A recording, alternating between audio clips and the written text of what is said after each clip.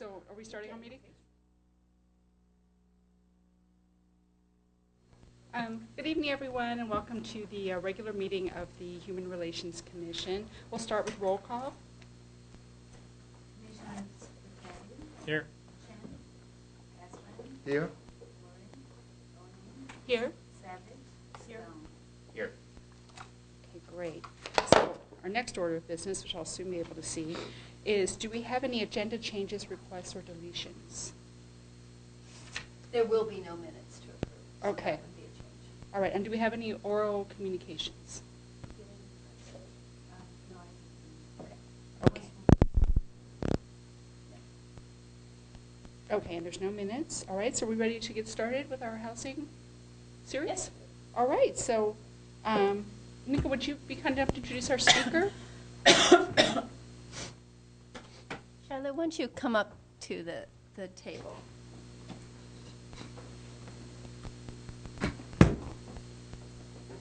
Great.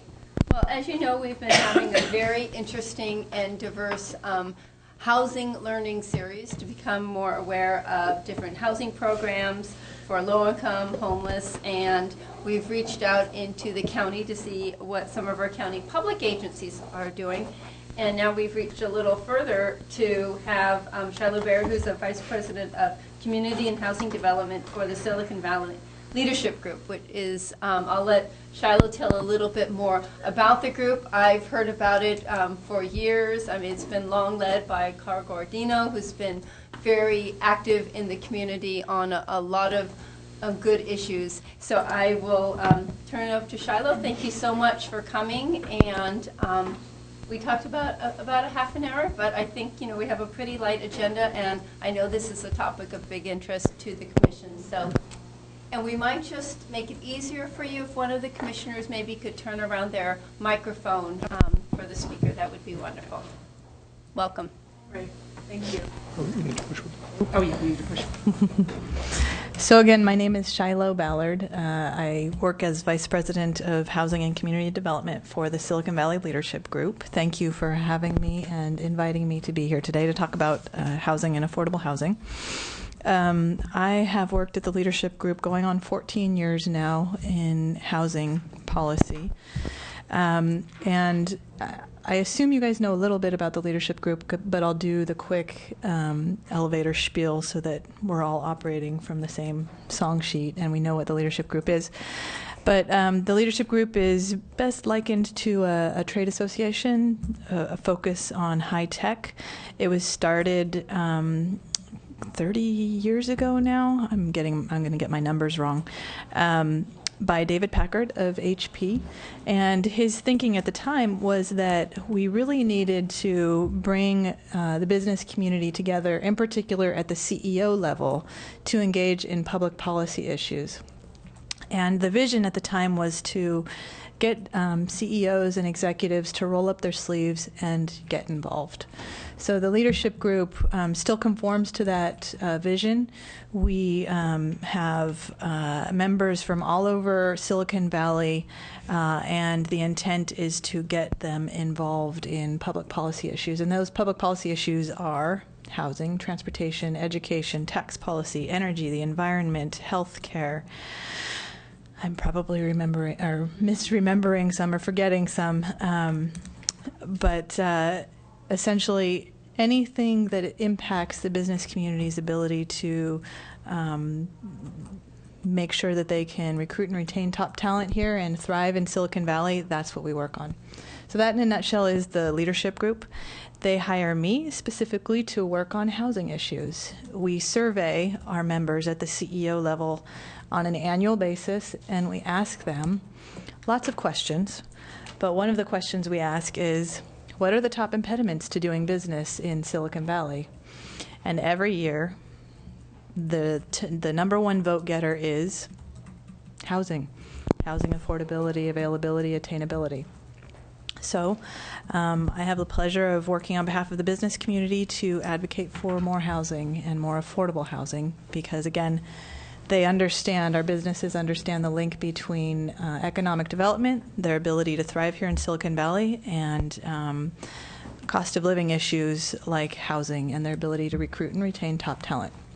So I'm going to talk a little bit about affordable housing, and I am curious, actually, before I get started, who specifically has come in and talked to you guys so far, and what have their focuses been, so that I don't overlap too much. Sorry. We've had a number of speakers come in over the past few months. A lot of our focus has been on affordable housing for low-income and extremely low-income people. So we've heard from Envision Shelter Network. We've heard from city staff in the from the planning department. We've had the Santa Clara County Housing Authority come. We had Palo Alto Housing Corporation come. So your focus might be a little bit different because it sounds like you are dealing with people who would be working here for high-tech companies who are nevertheless priced out of the housing market, and that's still an interest of ours. So it's a little bit of a shift away from like the most marginalized people that we are sometimes advocating for. Great. That helps. Thank you. So I may repeat some of the stuff that you've already heard, but in terms of how the leadership group views affordable housing and where we focus our efforts, we see this problem as one that's simply put an imbalance between supply and demand. And then within that particular framework, we focus on a specific housing product type. And that product type is housing that tends to be more dense, more compact housing that that we want to see built near jobs and services and transit. So specifically what I mean by that is we advocate for apartments, condos, townhomes in the right location. So density, intensity in the right places. We love it when it's affordable and affordable at deep affordability levels. But we also advocate for homes that are luxury apartments. We believe that we need to create and facilitate a regulatory and policy environment that promotes the construction of more homes so that we lessen that imbalance between supply and demand. So that's, in a nutshell, where we focus our advocacy efforts. It's not that single-family detached homes are bad. It's simply that we've decided as an organization that's not where we're going to focus our efforts. It's not where you tend to see opposition to housing. It's really when you're talking about more dense housing that you see folks a little more uncomfortable about building apartments, condos, that kind of stuff. So that's where we focus. In terms of the need for housing, I'm going to assume that folks have talked to you about some statistics, so I will just very briefly go through that there is a need for affordable housing. You've probably heard about the regional housing needs allocation as one metric for establishing what our need for affordable housing is. In terms of the, yes, have you guys, Rena, regional housing needs allocation? No, I'm seeing. Okay, so this is the way that the state and the county decide what the housing numbers are that cities need to plan for, and how this works is, interestingly, cities have a general plan, that's your blueprint, and within the general plan there's a chapter on housing. It's called your housing element, and the housing element is the one and only chapter within the general plan that the state deems as being so important that it needs to be officially certified by the state of California. And what cities need to do in their housing element is they outline what's the current housing stock look like, and then they outline a plan for accommodating the projected housing need in the community. And that number, which is often a number that is disputed by many cities, the state basically says, we think the state needs this many homes, and then they divvy them up by county and region, I should say, and then the regions, ABAG being your the entity that divvies up your number, then allocates those to the counties and to the cities. So Palo Alto will hear from ABAG, we believe, based on your job growth and your capacity to build more homes, that your need for homes in the next 8 years is X. And furthermore, within X, they break it down by affordability levels. So for the county, bear with me, I see you've all kind of glazing over a bit. But for the county, so the next housing element period, the period that we're in now, which is between 2014 and 2022, it's expected that we will need to plan for 58,000 new homes. And I didn't look to see what Palo Alto's number is, but in Santa Clara County. So that's how many homes that the county is expected to build or plan for. And let me just I'm getting a little bit into the policy weeds, but the housing element law requires that cities demonstrate to the state how they could accommodate the housing need. It doesn't mandate that it get built because they recognize cities don't actually build housing. A city's role is to plan for the housing and then put that plan out to the private sector and say, here's our plan, come and build it if the market allows. So compliance with housing element law means you have a plan in place that shows that you could accommodate the housing need that the regional housing need allocation that you've been given by your Council of Governments, which in this case is ABAG. So it's 58,000 here in Santa Clara County. Of that 58,000, they expect 16,000 to be for very low-income families and individuals, and 9,000 to be for low-income families and individuals. I'm sorry, could you? Yep, 16,000 of the 58,000 total for the county is for very low-income housing or families and individuals, and 9,000 for low-income families. Good question. So has anyone talked to you guys about the definition of affordable housing? We heard from, I'm sorry, I need to get my Yep. Yeah, we heard from Martin Eichner about, for example, HUD's definitions of the poverty level and so forth, but I don't know that we know the state definition. Okay. So the federal government defines affordable housing as if you are paying more than 30% of your income in housing and housing-related costs, then you are in an unaffordable housing situation. So they don't want you paying more than 30% of your income for housing costs, housing and housing-related costs. So then within that, they further break it down into these terms: VLI, LI, moderate, so very low income, low income. You have 80 to 120 as moderate income. You have, I believe it's 50 to 80 as your very low income, your low income, and then 30 to 50 as very low income, and then below 30% of the area median income as extremely low income. So those are the categories. And the area median income for a family of four is around $105,000.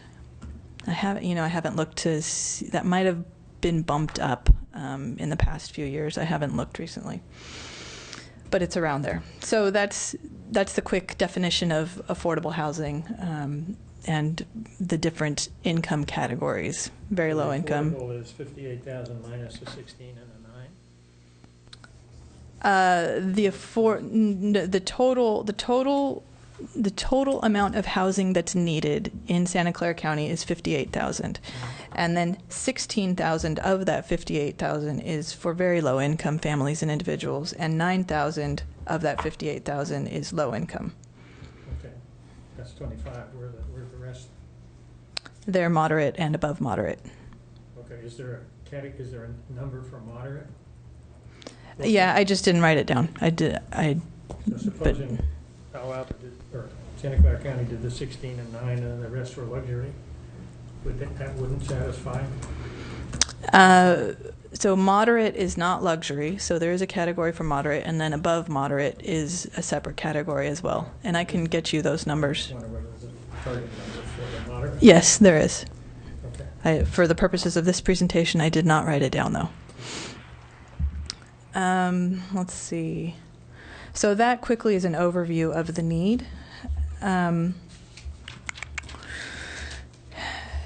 So the next thing I wanted to go over is why it is we're not meeting the need. And feel free to keep peppering me with questions as we go through. That works just fine for me.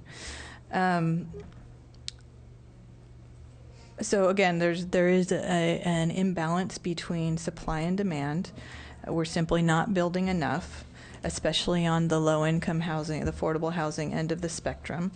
So you ask yourself, why is that? What are the reasons we're not keeping pace with the demand for housing and affordable housing?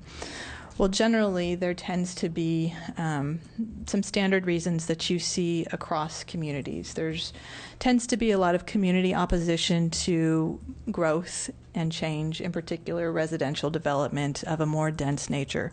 You see that across the board. It's not anything that's unique to any particular community. I spend a lot of time sitting at city council meetings advocating for more housing, more affordable housing, and I feel like it's Groundhog Day every time I'm sitting through a city council meeting. It's the same exact story, just a different location. This isn't the appropriate site. There's going to be too much traffic. The buildings are too tall. The school impact, the schools are going to be degraded by the new children that are going to come there. It's Careful, we're going to accuse you of plagiarism. Those are all arguments that have been very familiar in this community. Yes, well, I'm here to tell you it's not unique to Palo Alto. This is what we hear everywhere. Love the Groundhog Day. Yes. In fact, I went to Park City, I don't know, a month ago or so, and then went to Ketchum and spent some time there. And of course, someone like me looks at the city council agenda to see what they're up to. And lo and behold, in Park City, they were considering affordable housing issues. And in Ketchum, there was an affordable housing debate going on. And even in these other states, it's the same exact story. So Groundhog Day all over again. So traffic, schools, also fiscal impacts. These are a lot of the reasons people are uncomfortable with growth and development. As well, how I'm assuming many of you own your own home. Yeah? Yep. I mean, how many of you bought your home in your community because you really wanted to see the community change? No, you most likely bought in that community or that neighborhood because you like it just the way it is. So anytime a developer comes knocking in a particular community, it causes a lot of consternation. So that is, when we're talking about keeping up with the demand for housing through production of more homes, community opposition is something that is real and usually doesn't kill a project outright, like we just saw with Measure D, unfortunately. But most commonly, you'll see those projects, the heights reduced or the densities reduced. So where you could have achieved homes on a 2-acre site for 60 homes, you'll see it reduced to 50 or 40 homes. Sometimes for legitimate reasons, often for reasons that I would question when you weigh the trade-offs between the benefits and what you're really getting. Regarding the community, I like to push back on what you said when you said 58,000 new homes are needed in Santa Clara County. I like to ask, for whom and why? Because, I don't believe in necessarily in this logic of growth for growth. I can see where you're coming from and where employers, especially from large corporations, come from. For them, the ideal goal is to have a cheap supply of a large supply of cheap labor. So it's better when there is more competition for jobs. It's better when there is more housing. But as you rightly pointed out a minute ago, it's not necessarily good for the people who live here because what's in it for them? You mentioned Measure D. This is symptomatic of increasing rejection of citizens in Palo Alto and probably in other neighboring cities of these large developments. Of course, if we build them, they'll come, but maybe we don't want them to come. It creates more parking problems, more traffic problems. In Palo Alto, the schools don't get more money if there are more residents, or not directly.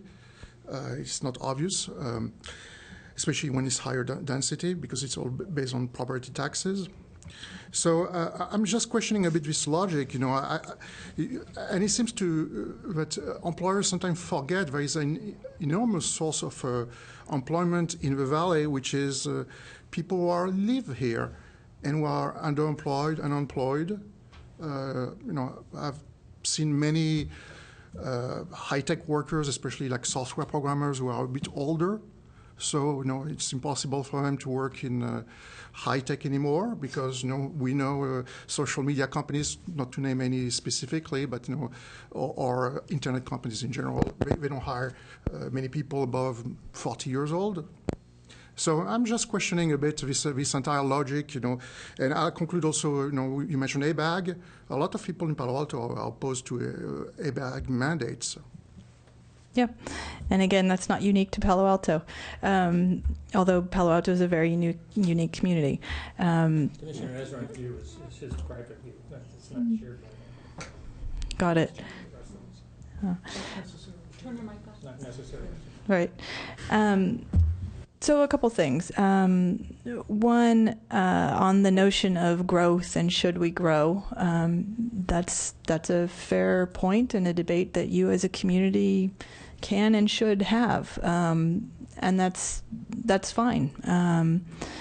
In the meantime, Palo Alto continues to pursue and attract jobs, and I would argue that if Palo Alto and surrounding communities are going to continue to lure jobs to this area and actively do so, that there is an obligation to deal with the impacts that come with that, one of which is housing and affordable housing. So, if the community as a whole says, you know what, we really don't want to grow anymore, then I would say that's definitely a decision that you guys can make, and then you got to turn off the valve on the job side. And I can tell you, San Jose would be happy to have those jobs come down to their area. So if that is a sentiment that's widely held by Palo Altans, please direct your planning department to point all the jobs down to the southern portions of the county, because they would roll out the red carpet and they would love to have the jobs. Don't stop me if you have more information. I I don't want to stop you. I find it fascinating. Go ahead. Whereas I had another issue before. I was thinking about it. I grew up in a city. I grew up in an apartment. And so I was trying to think in my mind just historically, like when you said some areas, most people in most areas don't want development. I mean, I was thinking of East Palo Alto 10 years ago, much 20. I mean, they're dying for development. And my point being that I just don't understand the balance or the mechanics there. I mean, I do. I know some of it, which is, do you need input from outside sources in order to improve your property? I mean, a lot of it has to do with the value of your property, obviously. So I'm just wondering, I'm thinking about that. I just wanted you to know that, which is that where is the balance point where people say, apartment buildings, not bad. We can have a couple of stories worth of apartment. I mean, where is that, and is that a cultural issue? It's a good question, something interesting to ponder, because definitely from city to city and within cities, there's different levels of political will and different ways of looking at or welcoming growth and development. I tend to think people generally are wary of growth and change. It's just kind of, I don't know, innate a little bit that it's the uncertainty of change is uncomfortable. But there are definitely people that welcome change and growth and development. East Palo Alto, I don't pretend to know a lot about them, but my understanding of a lot of their motivation is really from a fiscal point of view and an economic development point of view. It was just certain segments of the community needed to be redeveloped, and they used the tools of redevelopment to do good things. So I don't know that I'm answering your question, but thanks for sharing that particular piece. And yes, on ABAG, everyone loves to hate ABAG. So that's, again, a widely held sentiment. I can't remember now how many years, I want to say about 10 years ago, I served on the state's Housing Element Working Group, the HUG.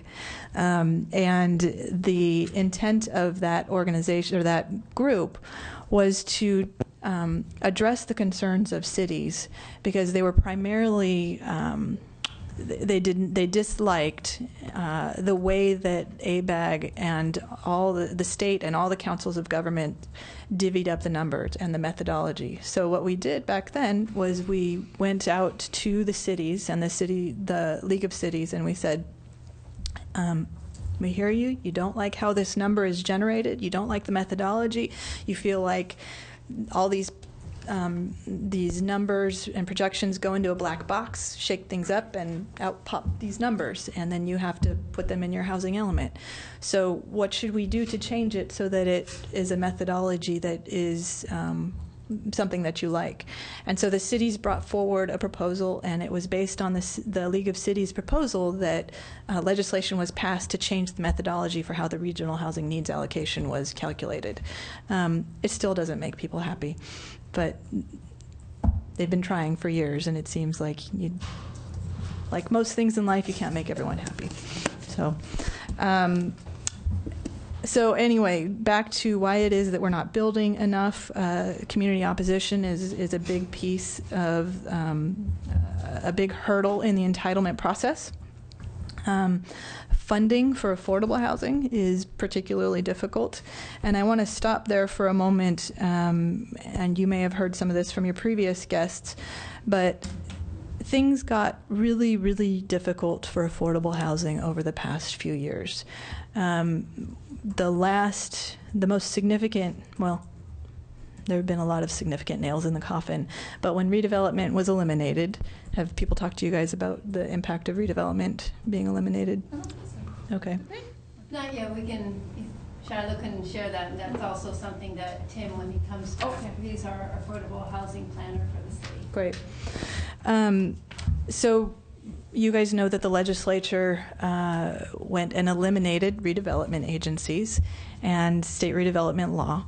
What a lot of people didn't realize when this was going through the process was that in exchange for this tool, this redevelopment tool, the state, when it created redevelopment, or in the creation of redevelopment over the years, said, we will allow you cities to use tax increment financing to do all these wonderful economic development projects, but there are some strings attached, and one of those strings is you must take 20% of the revenues from redevelopment and dedicate them to affordable housing.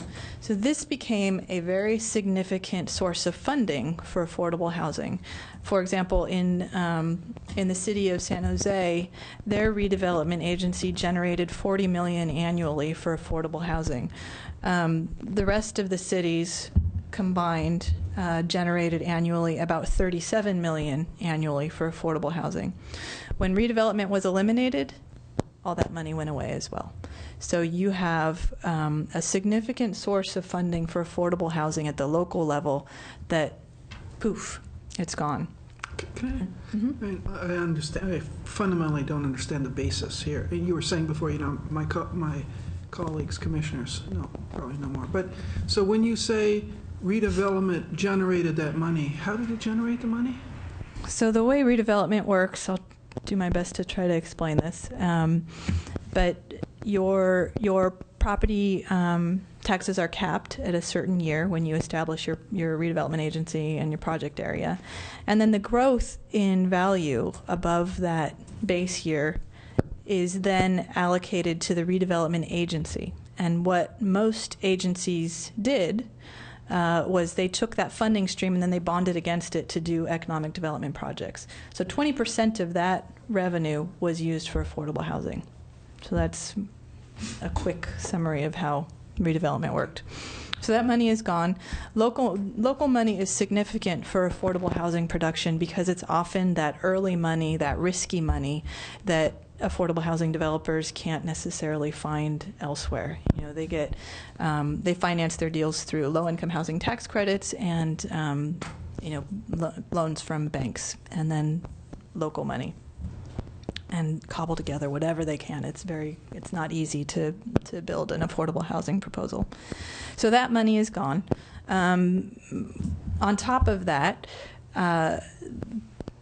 inclusionary zoning, which in Palo Alto, I believe Palo Alto was the first city to adopt inclusionary zoning. Are you guys familiar with inclusionary zoning? No. Inclusionary zoning is a policy where, it's an affordable housing policy where any project that's going forward, if you're a market rate developer and you're bringing a project forward, a certain percentage of those homes have to be set aside at below market rates. So you have a project for 100 homes. If your inclusionary program is 10%, then 10 of those homes have to be set aside at affordable rates. Palo Alto, I believe, was the first to adopt this kind of policy. Many cities followed suit as a way of making sure that affordable housing was going forward with market rate projects. It was one tool that was used to ensure that some affordable housing was being produced. Well, a few years ago, there was a court decision that essentially invalidated inclusionary zoning on the rental side. So we no longer have that tool to be producing affordable housing on the rental side. And on the ownership side, there's currently a case against San Jose's inclusionary zoning ordinance that is currently causing some uncertainty on that side of things as well. That probably will be fine in the long term, and I won't go into details about why that is. But the rental side is currently essentially not being implemented by cities. Can I ask you something, Charlotte? So Tim Wong had mentioned this same issue to us, but said that was now was it through an appellate court? Was that looking at that? So it might be reversed? Like, do you have an update on that? On the rental, on the rental side, I'm unaware that there's that's currently before the courts again. I could be wrong on that. What was going on, we had a bill, 1229, that would have clarified by the legislature and said, no, inclusionary zoning on the rental side, it's good. Oh, okay. Maybe that's what he meant. That could be what he meant. It got through the legislature, which was a very difficult hurdle for us to get over, and then the governor vetoed it. Oh, okay. That was the... So we were all very hopeful that we were going to have our ability to have inclusionary zoning, this policy tool, restored by the legislature by clarifying, no, indeed, it is not in conflict with state rent control law, which is what the case was about. But the governor vetoed it. So you mean Jerry Brown? Or was I mean Jerry Brown. Yeah, this was just about a month ago that this happened. Yeah. Did you have a question? My question. Yeah. Yep. It was very unfortunate. In his veto message, he said, my experience in Oakland as mayor showed me that inclusionary zoning or affordable housing and inclusionary zoning can be too much of a burden on market rate development. And so, I don't think that we should have inclusionary zoning. The point of this bill, 1229, and inclusionary zoning is it's not a mandate that every city has to adopt inclusionary zoning. All it says is this is legal, and if you want to do it, you can. And if it doesn't work for Oakland, great. Then it doesn't work for Oakland's market. Every market is different. And so you as a city get to pick and choose if you want to adopt this policy tool, and all we were simply asking Jerry Brown to recognize was just that. Enable cities to be able to choose if they want to use this policy tool. But instead, unfortunately, he said, my experience in Oakland shows that the market can't handle inclusionary zoning, so ban it everywhere, or uphold this ban. I'm overgeneralizing, but so inclusionary zoning is currently off the table on the rental side. In San Jose, that means we lost about 550 homes that could have been affordable on the rental side last year. And then we had the sequester and that severely impacted our housing authority and other sources of affordable housing money. So affordable housing funding is really in dire straits at this point in time. So what do we do? How am I doing on time? I will wrap it up. Don't hurry. This is very interesting and very important for us. Michelle, could I just ask before you go on? So I understand the result of that bill because of the veto, but if Palo Alto Housing Corp has a project and they designate the whole project as affordable housing, it's administered by an arm of the city, then we're okay with that. It's just private developer can't be required to do that. Correct. Okay. Yep. And may I ask a question? Mm-hmm.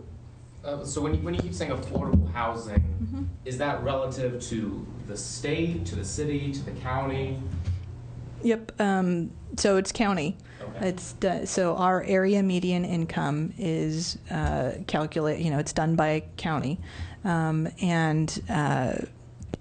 further, let me also say that when we use the term affordable housing, I mentioned, if you're paying over 30% of your income in housing and housing-related expenses, then you're in an unaffordable housing situation. But also I want to add that when we say affordable housing, and we mean subsidized housing, the way that tax credits and state subsidies and federal subsidies are typically spent is on new construction of apartments, rentals. So the kind of project that you saw the Palo Alto Housing Corporation introduce for the seniors on Mabel. That said, I will also mention that, and you may be surprised to hear this, if you were to so when I say affordable housing, we think of the low-income housing tax credits, and we think of subsidized housing in the way that I just described. But when you look at public money that goes to affordable housing, more loosely defined, I don't remember the exact numbers, but by far our public dollars subsidize housing most through the mortgage interest deduction. And that doesn't necessarily discriminate in terms of income levels. So public dollars for housing are spent disproportionately on the mortgage interest tax deduction, and we spend, compared to that, a little itty-bitty amount on what we would all agree is really affordable housing. But anyway, I wanted to say, when we think of affordable housing in a conventional sense, we're really talking about apartments, affordable apartments. We're not typically talking about an ownership product. But the mortgage subsidy, that goes, doesn't matter what your income level is. Well, yep. But people don't think of that as affordable, as a subsidy or as an affordable housing subsidy. But that's a value that we are expressing through our tax policy. And we've decided that it's very important that people have this benefit to push people into home ownership, and so we spend a lot of money to offer that benefit to folks. So solutions. You heard me talk about production. We need more. We need to find the places where it's appropriate to build more intensely and do that.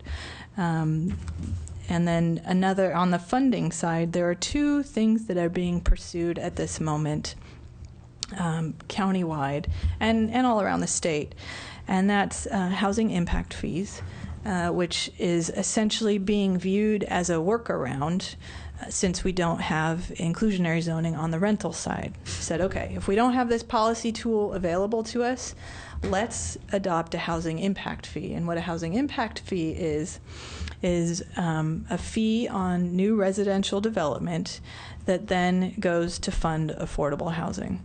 And in order to adopt a housing impact fee, you have to demonstrate a nexus between the housing that is being built and then the link or the need that is caused for more affordable housing. So you do what's called a nexus study to demonstrate that link, and then you determine your legally allowable fee that you can charge for a housing impact fee. So that's one thing that many advocates and cities are pursuing right now to replace what was lost, both through redevelopment and inclusionary zoning, although it won't generate enough to replace what was lost, but it's something. San Jose is currently considering a housing impact fee. Sunnyvale is currently considering a housing impact fee. Both of them have completed their nexus studies. And Mountain View earlier this year adopted a housing impact fee. And I didn't check my notes to see if Palo Alto already has a housing impact fee. You may very well have one. I know you guys have a commercial linkage fee, which is kind of the same thing, but it's on commercial properties. And then the other item I wanted to mention on the housing side is what we call boomerang redevelopment funds. So I mentioned to you that redevelopment was eliminated. That money that used to go to fund affordable housing, the 20% that used to fund affordable housing, now gets allocated to all of the various taxing entities that are within the redevelopment agency and the project areas. So some of that property tax dollar goes to the county. Some of the biggest chunk of it goes to school districts that are within that area. Whatever taxing entity, a water district, a fire district, a sewer district, they now get a portion of that money that used to go to redevelopment agencies. What advocates did this past year is they went to the county and they said, you are now getting this money that used to go to affordable housing, and it would be a really nice thing to do if you could voluntarily set aside 20% of the money that you're now getting and fund affordable housing. And the county said, you know what, that makes a lot of sense, and we will do that. And so they did decide to move forward with that, and advocates around the county are hoping that other entities that are now getting that redevelopment money may do the same. So cities, school districts, all the various taxing entities will likely receive an ask. Whether it's received favorably is a question. So with that, So it's totally voluntary. Totally voluntary. And the one that did it, you said, was Santa Clara County. The county. Mm-hmm. Yep. With that, I'll wrap it up and ask if there are any questions. I'm happy to answer. Hey, Corey, go ahead. Make sure you speak. You're a stickler on this, aren't you? Does the leadership group take a stand on any particular entities, projects, developments? Does it advocate for certain kinds of things? Because it certainly wasn't heard in the Maybell development, and I had never heard of it as an active factor in local politics. Well, my feelings are hurt. I'm sorry you haven't heard. We were there at the city council hearing. I went up and testified. We were there with the Housing Action Coalition walking precincts for Measure D. So maybe we need to do a better job letting people know that we're there, although a lot of times that can backfire because people, even though we have many member companies that operate in Palo Alto and many of the employees live in Palo Alto, people still, if there are some communities where if we testify in support of something, we're accused of being interlopers, or oh, you don't live here, you don't truly care about the community because you don't live here, and so our opinions are discounted. But in answer to your question, absolutely, developers come to us, they seek our endorsement. We have a set of criteria that we vet the proposal against, and if we say yes, then we bring our pom-poms out and we attend city council meetings, and we try to let people know that there is a need for housing and affordable housing, and that they should vote yes. Can I rephrase my question? Sure. I'm sorry it hurt your feelings. I'm joking. I didn't ask it well.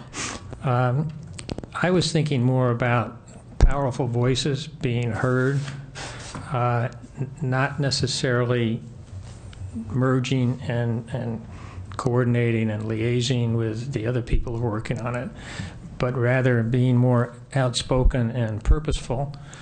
And a lot of the CEOs live in communities. A lot of them live in ours.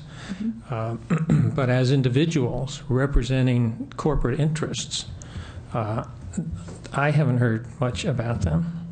And I would think that's a different kind of voice to say, there's an issue here, and we who are in the business community want to be outspoken about the need for housing because we think the jobs ought to be here throughout Santa Clara County, not just in San Jose. And if we want them, we understand that housing needs to go with that. What are the issues that corporate CEOs would see in terms about speaking out on behalf of their companies and behalf of the collection of companies and the Silicon Valley Leadership Group to be outspoken about this? Yeah, so thanks for clarifying your question. We have, and we do, we didn't with this past measure engage folks at the CEO level, but we have on previous campaigns. I can remember the past CEO of Brocade when Saratoga was poised to pass an anti-growth measure. He lives in Saratoga and was enraged by this and thought it was silly, and so he penned an op-ed in the Mercury News and sent out a campaign mailer to his fellow neighbors saying, this is silly and we shouldn't impose height limits in our downtown and across the city. So we have, and we do try definitely to engage folks at the CEO level on these various issues. And that's not to say that we can't do more, and we should. A variation on my question. One of the issues that I think was relevant to ABAG and all the rest is the question is not whether but how. That the units are needed, and if everything pivots around individual projects and whether they are symptomatic of something that people are fearful of, or whether they're embedded in a context of long-term purposeful planning that really brings alive notions of transportation-related, why density can be in certain places without destroying other kinds of values that people hold dear. What about some kind of a look at regional planning or planning episodes in particular communities that allow a interrelated response rather than an episodic project-by-project response to these issues of growth and population pressure and the need for density?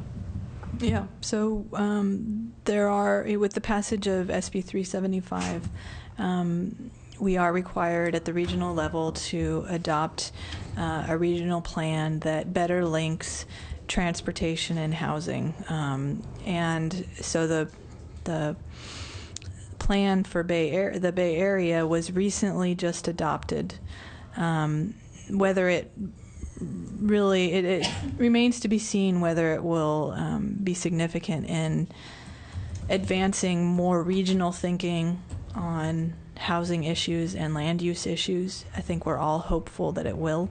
Part of being able to do that is to tie dollars that get allocated through transportation funds and other sources of money are tied to efforts that support land use decisions that support this regional vision. So, for example, you have the One Bay Area grant program, where I think they recently finished putting the criteria together for this grant, the One Bay Area grant. And fundamentally, it's supposed to reward jurisdictions that are doing a good job being in conformance with this regional vision for how we ought to grow. But you're back on your fundamental point, and I just wanted to reiterate and underscore what you were saying. And I have a friend, a planning guru, who is known for saying LA7 SJ2. And what he means by that is that California will grow the city, the size of having trouble saying this, a city the size of LA every 7 years, LA7, or a city the size of San Jose every 2 years. So imagine San Jose, the population of San Jose spread out over California every 2 years. The point is we're growing. And it's not if we're growing, although what I hear from this side of the table is that we don't really want to grow anymore, so let's stop it, and that's fine. But if you acknowledge we're not, then the question becomes, how do we accommodate that growth in the best way? Because if you just bury your head in the sand, it's going to happen to you, instead of you directing how it should happen. I'm not going to represent the view of the Commission, although I don't know what the views of the Commission are. But I'll say this. First, there is I think that you make some assumptions like we are growing, but the reality is it becomes a self-fulfilling prophecy. You know, if you say we're growing, so we need to accommodate that growth, take all of the measures for that growth, and then obviously, you know, we attract more people from other places, and then we grow. But it's not a given that we are growing. And I just want to make it clear, no, I'm not anti-growth, but I think that slow growth, moderate growth might be a bit more beneficial. And I'm not against change. I've worked in high tech all my life. I know what change at a very fast clip is. But I question, you know, this is great. You represent some corporate interest, but I don't think that it should be made more clear in some ways, because you're not representing the interest of voting citizens. They might have other priorities. Yeah, I don't disagree with any of that, except the part that we're not growing, because we are growing. I have a quick question. First, thank you so much for coming. You have a tremendous amount of knowledge on this subject. Back to something you said about the ABAG, 58,000 units of housing in the county. I know you didn't know how many in Palo Alto, but just in your past experience, what percentage would Palo Alto represent in that 58,000? Oh, I really wish that I had. If someone has internet access, you can very easily pull up the ABAG website, and it has the regional housing needs allocation up there, and you can see what Palo Alto's numbers are.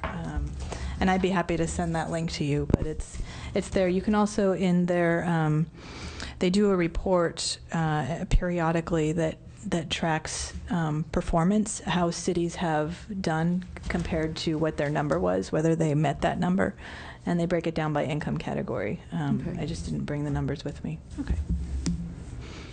Staff usually doesn't ask questions, but I'm just very interested in this one.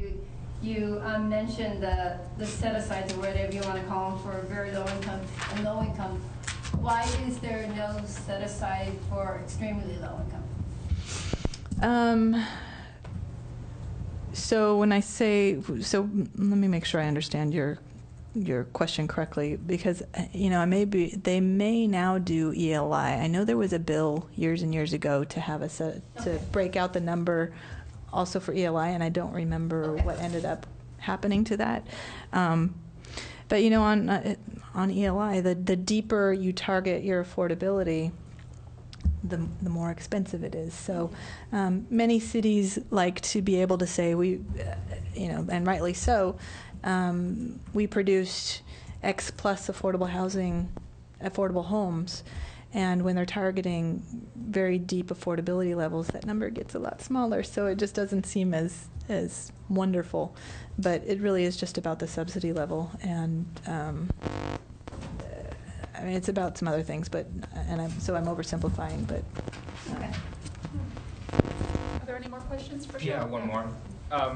So in a city like Palo Alto, where our average home price hovers around $2 million now, I just want to play the devil's advocate. Is the reality of it? Does it make sense to be looking out for low income, very low income individuals when the middle class is being squeezed out of the city and has no chance of living here in the future? Like, how do we deal with that situation and that growth in the next 5-10 years? Yeah, it's all important. You know, the leadership group advocates for luxury end homes, and we advocate for homeless housing. We think it's all important. We think that middle segment is incredibly important. We think it's very important for communities to be able to make way for the butcher, the baker, and the candlestick maker. It's important to have complete communities, and complete communities mean a lot of things. But one of the things it means is every level of the income spectrum is able to afford to live there. Now, what I thought you were going to ask, and so I'll answer a question that I was hoping you would ask, is when you're looking at bang for buck in terms of your tax dollars and where you spend them, I thought you were going to ask, you know, might not it make sense to not build affordable housing in Palo Alto because it's just so expensive to do that. And so while you could get, 100 homes in San Jose for the same price, you might get 30 homes in Palo Alto. When you're looking at that trade-off and limited public dollars, does that make more sense? And so you weren't asking that question, but I thought you were going to ask that question, and I'll address that issue because I think it's a fair point. But in terms of just the sheer number of homes, there are other considerations that I think need to be included in people's when they're trying to figure out how to spend tax dollars. And one of them is not only is it important to have complete communities for a variety of reasons, but Palo Alto, when you're talking about being able to make sure that low-income children and families and individuals have access to quality schools, and that being a key, a very important element in the trajectory of our children. Essentially Palo Alto making sure that people can come here and benefit from their world-class schools is a really important public benefit that might be worth the fact that you're getting less homes in Palo Alto for the same amount of money. So that's one public benefit that you might consider as you're trying to figure out bang for buck. Are there any other questions? Yes, go ahead. In the counties that you're familiar with, are there any exemplary communities or any exemplary policies that have begun to get away from the Groundhog Day? I would say an answer to that question. First, most cities are still reeling. They're still kind of licking their wounds, and the industry in general was in shock for a long time, and I think was simply in a space of we need to figure out how to get back the funding that we lost so that we can continue to do business and the way that we have in the past. So it was really not from the economy generally, but from the elimination of the development funding. Which in part was driven by the economy because the state was saying, oh my gosh, we have this huge budget hole that we need to fill, and let's eliminate redevelopment and we can get that money. So there's that. But I will say San Francisco this past year, the voters approved a sales tax measure. I think it was a sales tax measure that will fund affordable housing. And they structured it in a way, if I'm remembering correctly, where they only needed a simple majority, because that is oftentimes the biggest hurdle is if you need a 2/3 vote, then it's very difficult to get that, even when it's the most popular issue like education or water. So I'm sorry, could you repeat? They structured it as instead of a special. They did not need if I remember correctly, they did not need a 2/3 majority. Okay. Which made it easier for them to pass this sales tax measure. So in terms of exemplary counties, I would say the most recent one that comes to mind is San Francisco. And their voters said affordable housing is important. And I believe they were also, the measure was crafted in a way that they are addressing that middle income area. Okay. But I do want to wrap up because we kept Shiloh twice as long as we said. Bibliography. I mean, is there Please speak into that. my question is there a fascinating book that speaks about California and the very issues you're talking about right now? Kind of like a Detroit book, only happens to be California.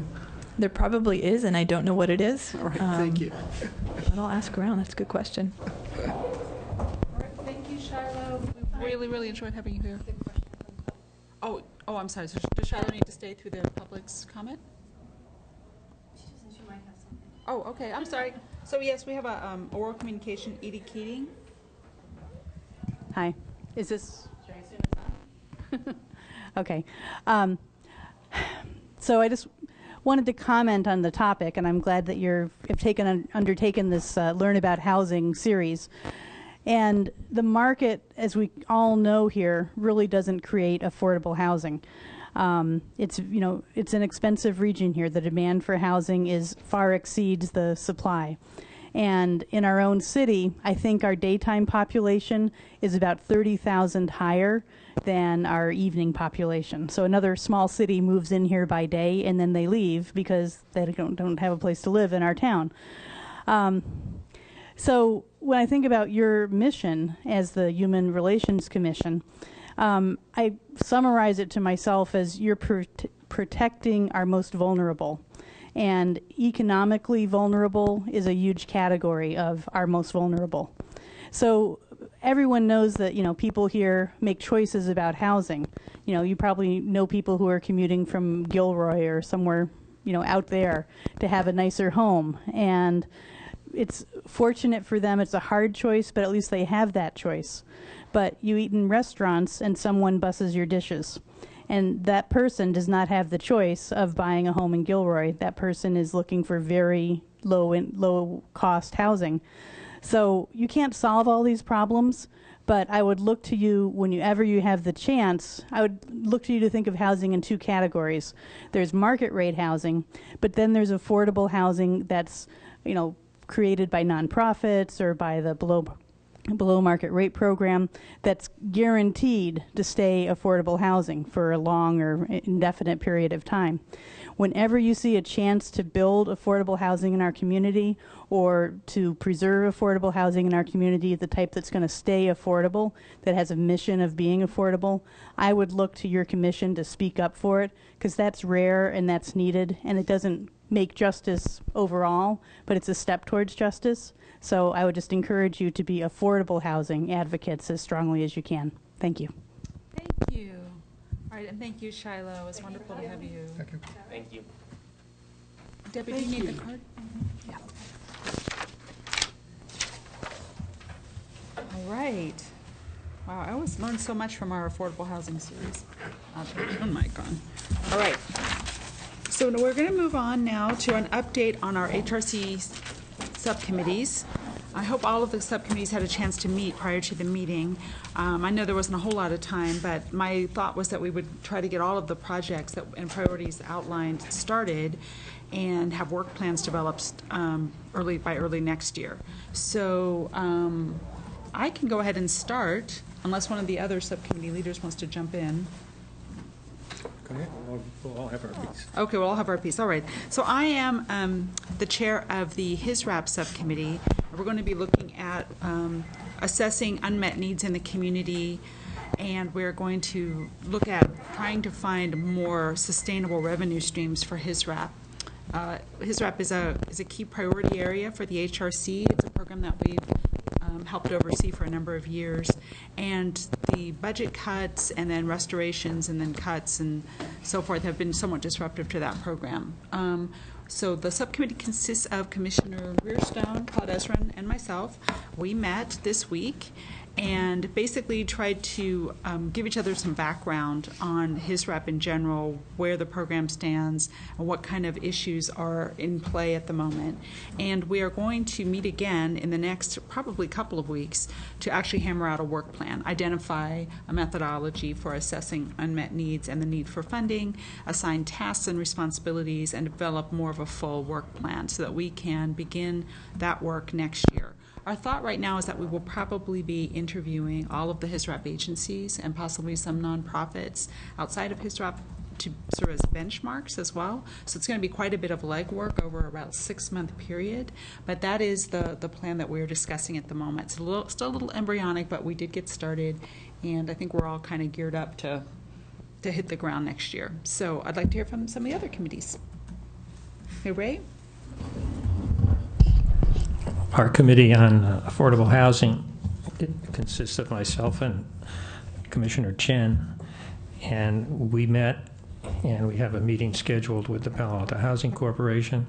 We have a list of tasks that we have divided up, and we fully expect to make your deadline at the end of December, having a work plan as to what we propose to do and put it before the HRC for its approval.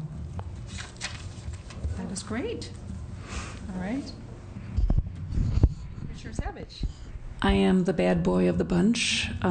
We did not meet with my subcommittee, did not meet, but we will meet this month. I will get an email out, and we will have a work plan by the end of the year. is wonderful. Which is your subject? Profile. Like a marketing, I don't recall the name. I think it's the raising the HRC profile. That's right. Right. Yeah. All right. Good. All right. So, does anyone have any comments or questions about the subcommittee work that we're going to be doing, the work plan? All right, because we're going to hold your feet to the fire. We have one more meeting this year, and want to make sure everybody's off to a good start. I think a lot of the work will actually happen next year, but we want the planning phase to be done this year. Okay, so if there's no other questions on that, let's do our update on HISRAP site visits. Again, we had sent around a sign-up sheet, and many of us signed up to either take the lead or be a participant in a site visit. I was hoping each of us could do at least 2 sometime in the next couple of months. Happy to say, I'll give a quick update. I was the lead on arranging a trip to Envision Shelter Network, and as you know, they presented to us last time we were here. Philip Daw was extremely accommodating, and he agreed to get a van that will take myself, Commissioner Bicchetti, and Commissioner Moran to basically a tour, not only of the Opportunity Center, but of several residences in San Mateo County where people are actually sheltered on an emergency basis. That includes Haven House and Maple House? Maple Street. And so that's going to be very, very interesting. So I also reached out to a couple of the city council members who are interested in the homelessness task force. So Liz Niss, our liaison, who's unfortunately not here tonight, and Gail Price, who's a past liaison, will both be joining us on the tour, as well as Minka, our wonderful staff liaison. It's possible, too, that Karen Holman and Mayor Greg Scharf will also join, but I haven't gotten confirmation from them yet. So we're going to be loading up a van and heading off on Friday the 22nd. I'm really pleased and very grateful to Philip Daw for arranging that. Then I also have took the lead on arranging a site visit to Vista Center for the Blind, which is a new HISRAP agency. We're going to be visiting them on December 5th. Originally, that was going to be Commissioner Chen, Commissioner Ezrin, and myself. Commissioner Chen will be out of the country. So if any of you have not been able to arrange a visit and you want to piggyback on our visit to Vista Center to the Blind, we have a spot open. So that is kind of the 2 site visits that I was involved in. Does anyone else have an update on site visits that you've either done or planned that you'd like to share with the Commission? Yeah, we did a site visit to ACS, Adolescent Counseling Service, Commissioner Bicchetti and I. And we met with Philip Bray, who is the head person, and Anthony Ross, and Ronnie, what was Ronnie's last name? Gillinson. Thank you. And we, ACS does an incredible job. We also heard about Outlet, which is a new partner of ACS. And Outlet is the LGBT arm of ACS right now. And they're very excited to have Outlet as a partner.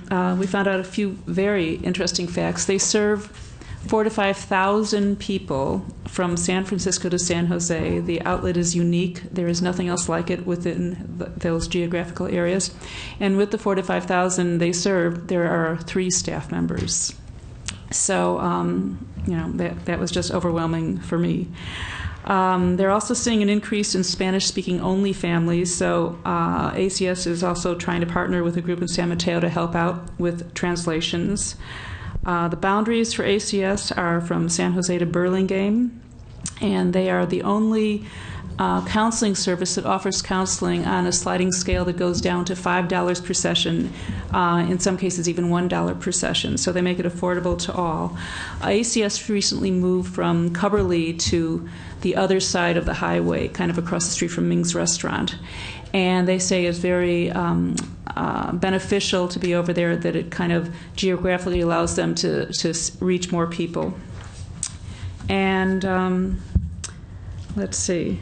One interesting thing in the building they now occupy, when you first walk in, there's this large mural, like 12 feet by 8 feet, and it's called the Sea of Gratitude. And it's a beach scene with palm trees and an ocean.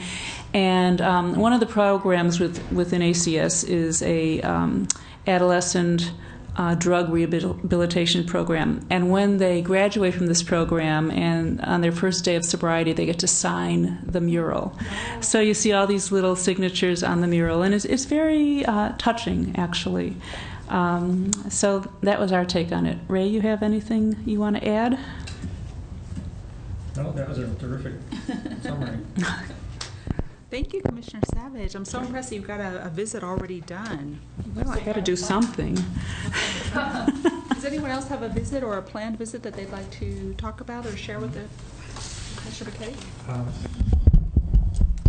We have a visit coming up with the Palo Alto Housing Corporation, which got HAZRAP funding for its after-school program for children who are in their housing elements. Commissioner Moran and I are going to do that, and I can't pull out the date, but it's coming up. That's good. And so that would be the Stepping Stones program? Stepping Stone, that's the one. That's right. wonderful. Yeah, that's also another new HISRAP recipient, so I'll be very curious to get your impressions on that. Anyone else have a visit they've done or planned or want to talk about? Dion? Yes. So, I am quite excited about this, by the way. And so I just like to say that I have so far contacted 5, and I've contacted Avenidas, PAC, Community Technology, Mayview, and Sala. Sala, I believe, as soon as I get the information, I'm going to make sure that Commissioner Ezron and I go. And with the Mayview Community Health Center, Commissioner Stone as well. The others, I'm on my own. One of them at this point, actually I need to speak to Commissioner Stone about this. That one is going to occur possibly very soon. And I've also been in touch with Avenidas. I wanted to get some more information on the past Avenidas meeting so that I could talk to Lisa Henriksen about that. I believe that's the one. So that's underway. And then my question is, I am very interested in going on others for familiarity reasons. I mean, to be clear. So that, for example, although I am a little familiar with ACS, I would have loved to have gone. Something happened, and I'm sure it's my issue. Something happened in there. But I noticed that there are some in here, like La Comida, Momentum for Mental Health, and Peninsula Healthcare, for example, with no one. And so were I to want to visit those, my first question is, that's not a problem, correct? No, it's not a problem at all. The only issue I think we have is that we don't want multiple commissioners going at multiple times Correct. and putting any kind of burden on the agency. So if you plan a visit and you end up going alone, that's fine. If you plan a visit and want to let us know that there's something on the calendar, if someone wants to come with you then, someone who might not have had the time to be the lead on it might be willing to piggyback on what you've arranged. So definitely share, just like I mentioned that there's a spot on the Vista Center visit So- that wants to go. So Thank you, first of all, Commissioner. But I just want to make it very clear that any one of these, as you can see, I'm alone on some of these. If anybody else wants to come, I would be delighted. There's no other way to put it. And I do have a general question, but I don't want to interrupt you, Commissioner Ezrin. Along the same lines of what you said, I think it would be a good idea if whenever we schedule something, if we could let staff know, and then once you have a few, you could maybe share it back with the rest of the group, so that we might tag along, maybe at the last minute. But I was wondering. That would be useful to know what's going on, and if we have a bit more time available, we just join the group. Great. So I've heard already some that were already planned. So maybe whatever is planned, it would be nice to let staff know. Yes, Yeah. and thank you for the process. And just keep in mind, I think we can't do more than 3 at a time. Yeah. That's correct. I was actually going to bring up to Chair Onan because of the bus tour to, that might really be of interest to a lot of the commissioners, that technically Brown Act. more could come, but we'd have to publicly notice that tour. And then if a member of the public came, I don't think we'd be obligated to put them in the bus, but they would be able to come along to the different locations. okay. And one more question, if I may. And that is, if on some of these we happen to have acquaintances, such as, for example, the Opportunity Center or Avenidas, there's no issue about accompanying a friend or an acquaintance, or, for example, at Avenidas going and serving a meal, I'm assuming. That is, our roles as commissioners do not there's not a boundary that says we can't go there and serve a meal. No, there's definitely not.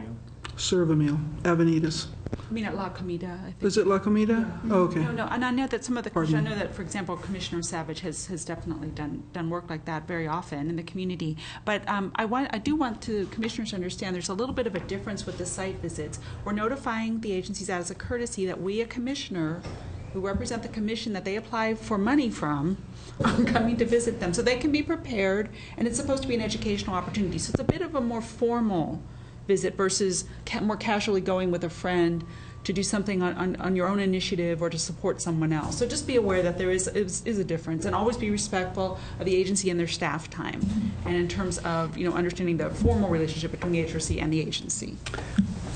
To follow up, unless Commissioner Bacchetti. On that point, Yeah. when do we get involved enough in an agency that we have to recuse ourselves from voting on HAZRAT?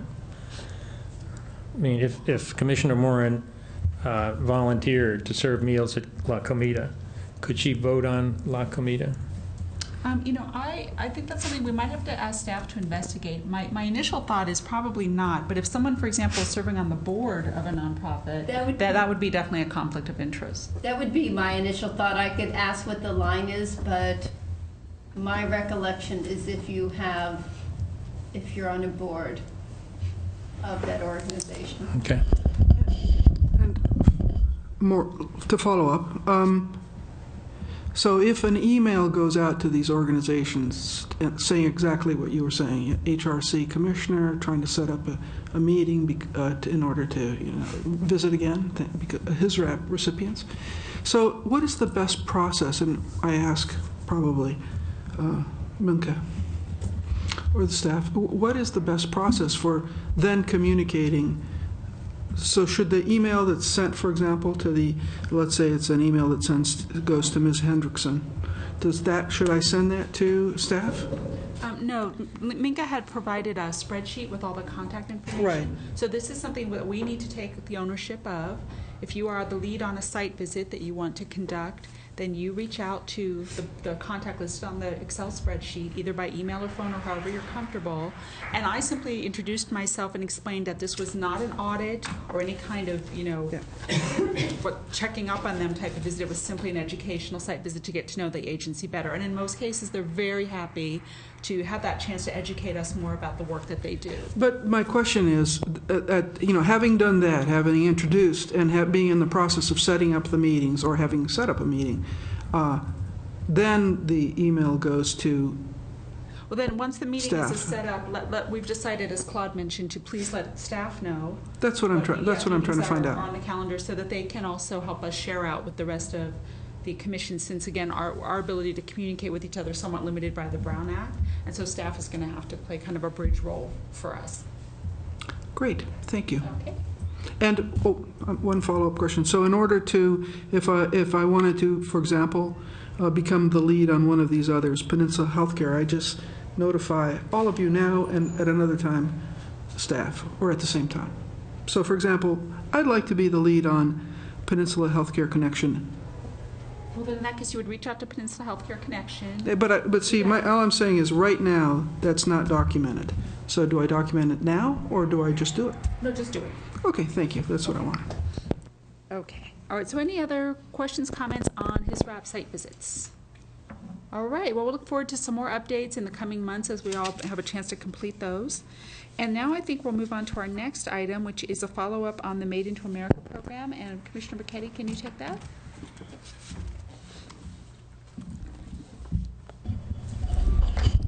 I don't want you guys to perceive me as badgering you on this.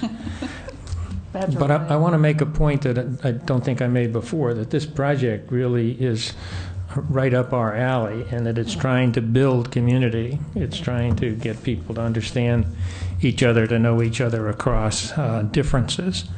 And Elliot Margolis has tried to make this as simple as possible, and he has developed some he is developing some high school students who would be willing to interview and then write up a draft.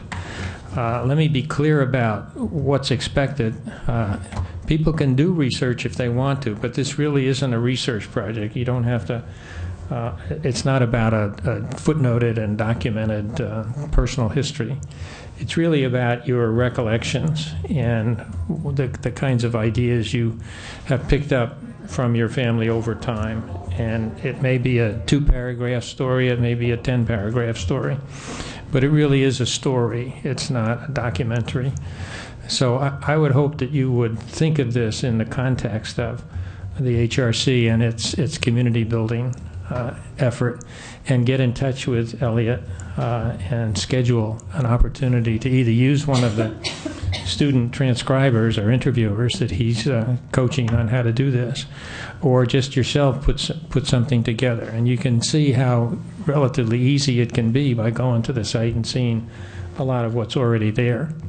So I just urge you, and this is my last urging, I urge you to take the initiative and reach out to him, and let's have the HRC 100% represented as people who care enough about making clear how, even though we have a lot of differences, we're part of the same community.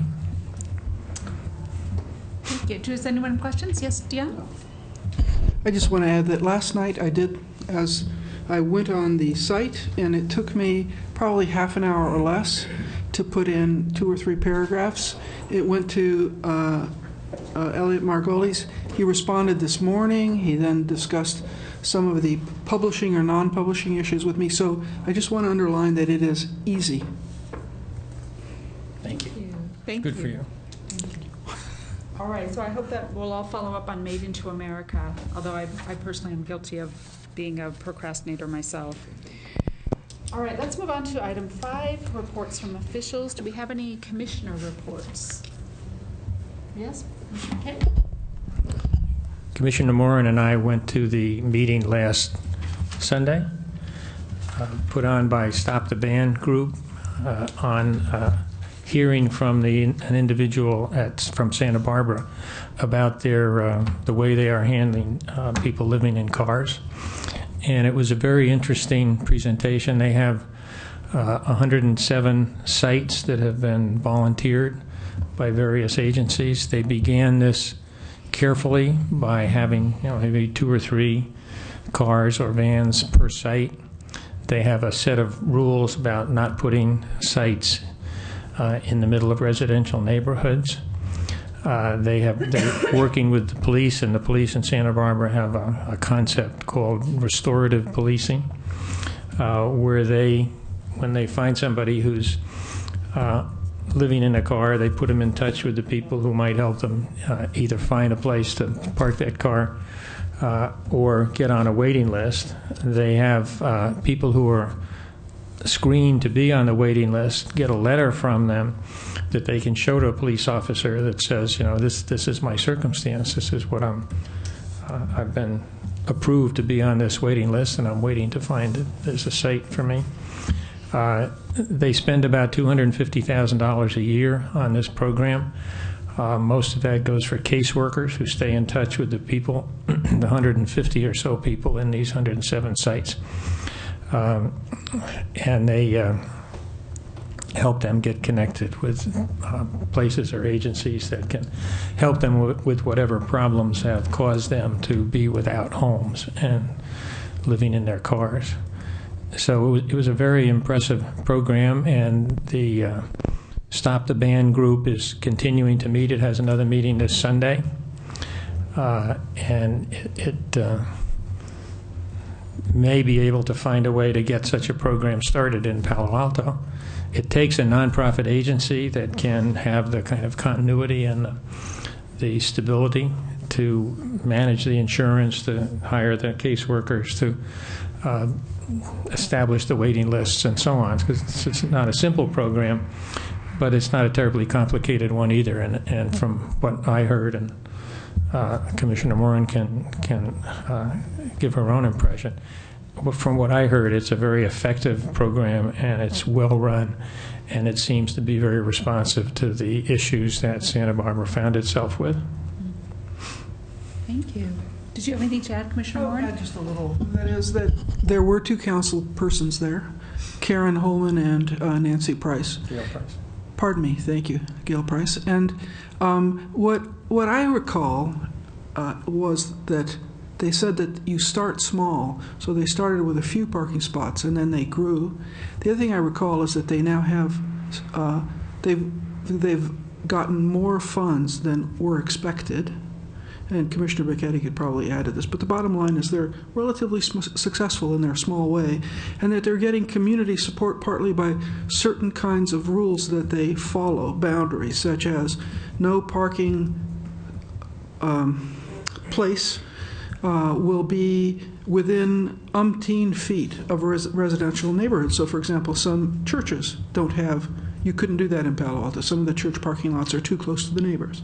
And then that they're very strict. They have 5 employees, and they've hired part-time employees who very strictly go out there in the morning and in the evening and ensure that the whole place is cleaned out.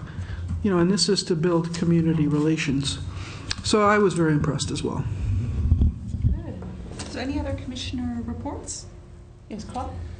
Yes, I went to 2 community events. One was the Know Your Neighbor event organized by Samina Sundas a few weeks ago in a local park. I think it was a great event, family oriented, and I just hope that it will grow over time. Maybe I'll mention to Samina she should involve also some of the neighborhood associations so that it will get more visibility. But I think it's a great tradition. She has done that already a few times, and I hope it will continue. And I also went to the pancake breakfast for Project Safety Net. I was there at a table representing the Palo Alto Recreation Foundation, which was one of the sponsors of the event. And it was a great event, well attended. Maybe thanks to our fire chief, which put on the emergency system. But we had delicious pancakes. I'm thinking about asking him to help me for a music day. Maybe and bring an helicopter and alert the entire world. It was even on NPR. We talked about it. So yeah, it was a great event also for the community, and I hope it will continue as well. Good. Good. Right, any other commissioner reports? Any council buddy reports? Yeah, I have one. Great. We're actually tracked down as council buddy. Yeah, it was easy. Awesome. Gail Price was very open to meeting. She was very excited. And actually, when I ran into her last Thursday, she was bugging me, saying, "Hey, when are we getting coffee?" And so we met last night at a Starbucks, and we talked for a little over an hour and a half, and got to know each other a little more, and really talked about the issue of low-income housing and homeless and Measure D, and so it was a good constructive conversation. It was nice just getting to know a lot better. So I think we're going to get together again after the holidays and catch up. So it was fun. I'm glad. Anyone else have any? Can I have a second bite at the commissioner report? Sure. About Apple? Sure. Commissioner Stone and I went to a meeting of the Housing Services Task Force this week, and that was, I think, the second meeting of that group, maybe the third meeting. And it is putting together several pieces of a strategy, and it's working fairly systematically, but it's there's so much to that it has to be brought together and coalesce so that there's people can understand what the pattern is and what the moving parts are. So that's going forward. Just wanted to let you know that. So any more council buddy reports? Yeah, I met with my council buddy, Larry Klein, and it was actually a very lovely, stress-free conversation. And Did you talk about Palo Alto? no, and he actually had a couple recommendations for us to get involved with. One of them was the Opportunity Center, which kind of piggybacks on what you were saying. And, suggesting that we take a long, hard look at what's going on there and possibly perform what he calls a social audit, a term he just kind of made up on the spot, but actually it's a very good term. And just maybe write a report on what's going on there. Are there any new problems, old problems, concerns, anything the HRC can do to bring these to light and maybe get them solved or at least in the limelight. and it's just something we might want to consider taking up at some point. And the other, we talked about youth well-being and Project Safety Net, which is kind of maybe in a state of limbo. It doesn't have a head person right now, so it's just kind of, he had I don't want to say concern, but just making sure that youth well-being is foremost in our minds. And it was a nice conversation. Very, very glad and very, well, I was surprised and delighted to hear that you were able to track down your council buddy and have a really good constructive conversation with him. Mine remains elusive. Hello, Mayor Sharf. Someday he'll swing back to town and I'll find him, but we'll get there. Okay, anyone else have a council buddy report? Okay, then council liaison is not here, so Minka, you're up. Staff liaison. Oh, well, sorry, I messed up on the order that I'm here, if I may. I go back just like Ray did to help out Larry Klein. I'm the liaison to the Palo, to the Project Safety Net. We just got a new leader just within the past week, I believe. And so administrative assistant. I'm the de facto leader. Yes. And so, and Minka did a great job at the meeting today. We just had it, and I think Project Safety Net's going in a good direction. And seems like all the subgroups are trying to come up together with a working plan by the end of the year, and they all seem to be on a really good pathway to doing so. Yeah, I would have to say that there is a lot of enthusiasm for the, and maybe that's another group I could come back at some point and give an update on, or Commissioner Bicchetti can as well, Project Safety Net's new strategic plan, because there is a lot of enthusiasm for, excuse me, the three new working groups in the community. And the work that they're doing. I mean, Project Safety Net is a collaborative. So a lot of the work that it's doing in the community and the effect that it has is the work that all of our partner agencies are doing on a daily basis. So it is, it's a collaborative. So it's only as strong as its member agencies. Right. Well, Minka, I'm not surprised to hear you're taking over more responsibilities. One day all of Palo Alto will be under Minka's control. I hope not. So do you have your staff liaison report? I do. Okay. And thank you for your report, Commissioner Stone. So one of the things we need to talk about, and we'll probably have to do it as a separate doodle poll because I don't think we can vote on it because I realize now it's not on the agenda, or maybe we can just do it as I think we can do it as a special meeting. But we had talked about starting the December meeting earlier and then having some kind of get together afterwards, possibly the chair and the vice chair and I talked about like dessert and tea at a local restaurant. So that's what we're looking into, starting at 6 o'clock, ending early, and going over and having dessert at a local restaurant. So, what kind of dessert? Kale, banana, blueberry shakes for $5. So it would be probably more of a traditional dessert. The other type of liquid desserts, folks would have to decide on their own volition. So that's one thing. The other thing I wanted to talk about is just to give a little preview on one of the agenda items that is on the HRC agenda next month, and that is the consideration of whether Pack and Avenidas should be out of HISRAP and to be considered a general services contract with the city.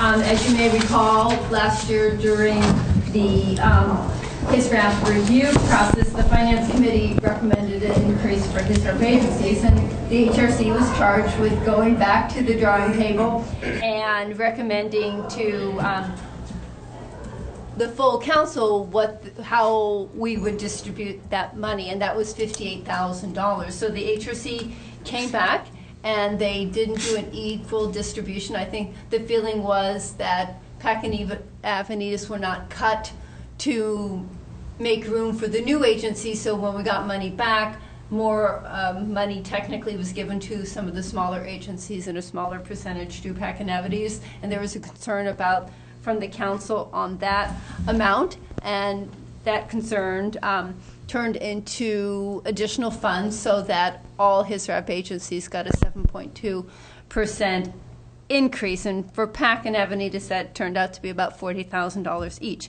So at that time, Chair Onan very eloquently explained to the council why the HRC made that decision. Again, it was because PAC and Avenidas weren't cut. We were looking for making room for new agencies, for new identified gaps that the HRC became aware of during the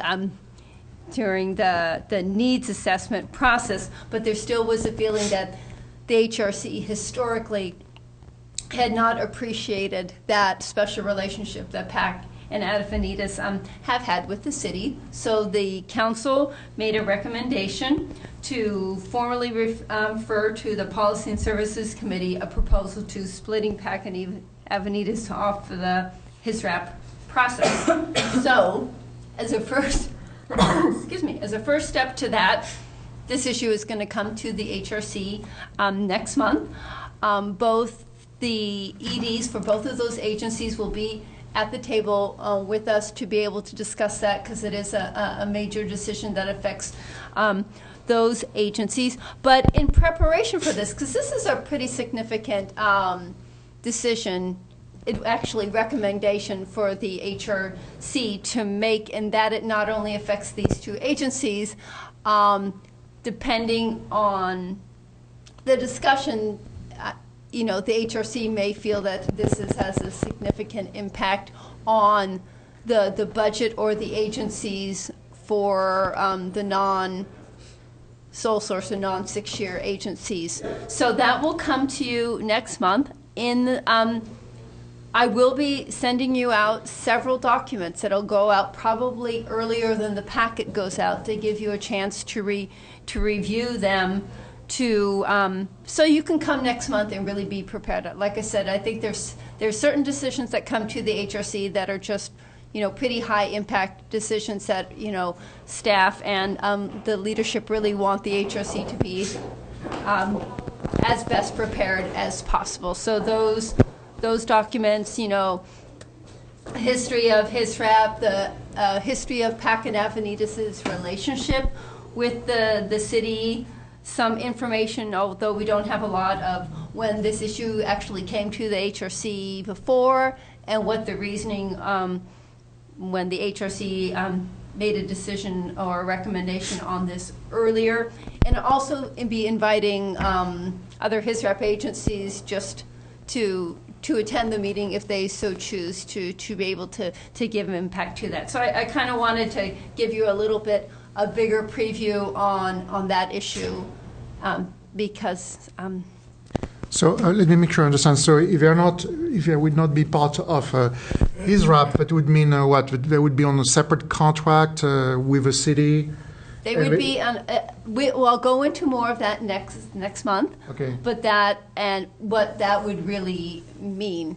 But they would be on a separate contract with the city, very much like Palo Alto Mediation Program, who used to be in HISRAP and now is just a general services contract. But I'll go into more of that next time. But I did just want to remind the commissioners that PAC and Avenidas have been the two largest HISRAP recipients historically, and I believe in total they get more than 75% of the whole pie. Is that correct, Winka? I think it's That's true. They get about $800,000 of $1.2 million. Right. So if they were to leave the program, it would have a large impact on HISRAP. So that's why staff and leadership feel strongly that we want to make sure everyone's read up on this, is prepared to really discuss it intelligently, bring your questions, your comments, because we'll have the two executive directors here, and it's a pretty big financial decision that'll be coming before us. All right, so I'm assuming, because I'm sort of interested also in, I'm not exactly sure how to put this, but I think you alluded to it, that is the way in which the two largest agencies affect the funds that the smaller ones would get. So for example, if there's a bigger pot of money for all of them, when you go to city council, does that mean that there's more attraction to increasing the so we'll be That's- discussing something like that? That will be part of the discussion, but that is a perception. That could not be that doesn't have to be a reality. Yeah, I read. Yes. All right. So any other questions? Yes? Yeah, I have a question also. I'm just concerned if we get too much in question and answer, this should have been something that was agendized. So this is just really a preview. If you have specific questions, I ask that you bring it to the meeting next month. Yeah, it's about Project Safety Net. Okay? Can you just explain briefly the situation? You mentioned, I think you have an administrative assistant for Project Safety Net, but not a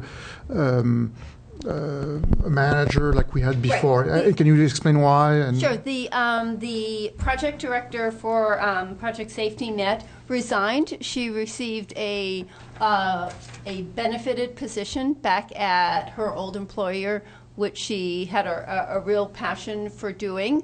The position is not benefited. It is through the Stanford offset funding that the city received for the hospital expansion. So it's, the salary is very competitive, and I think it was a well-compensated position, but the lack of benefits was a hindrance in this case for the person remaining. She was here for about 16 months. no, but I understand. But are you trying to replace? Yes, okay. So there's an active recruitment. There is a job description on the city's website, so you can look at it. If you have people that you'd like to refer for the position, we definitely would be interested. Okay. All right, great. So are there any other agenda items that we want to include for the December meeting? I have just the speaker, the next speaker for the Housing Learning Series. So that, I'm sorry, so that is Kevin Zwick. He is the executive director for the Housing Trust Fund, and they are a nonprofit in the community that works on housing issues and in creating affordability for those wanting to live in Silicon Valley with the first-time home buyer programs, multifamily loans, and home grant programs. So it is just like Silicon Valley Leadership Group. There are some larger entities within the community that people always refer to when they talk about housing or low-income housing. So we're kind of going more on the macro level to get some of those speakers. All right, great. So staff, Linka, are you sending out a doodle to find out who wants to go on a holiday dessert tour after the next meeting, or in what restaurant we might pick? Or is that what you were saying about the doodle? Well, if there's just, yes. Okay. All right. Dessert crawl. Dessert Well, crawl. I didn't say dessert crawl. I was thinking more of finding a location and sitting down. Okay. And starting to eat. Right. You can be civilized and we'll all crawl. Okay. Okay. All right. If there's nothing else, then we are adjourned. Thank you all so much for coming.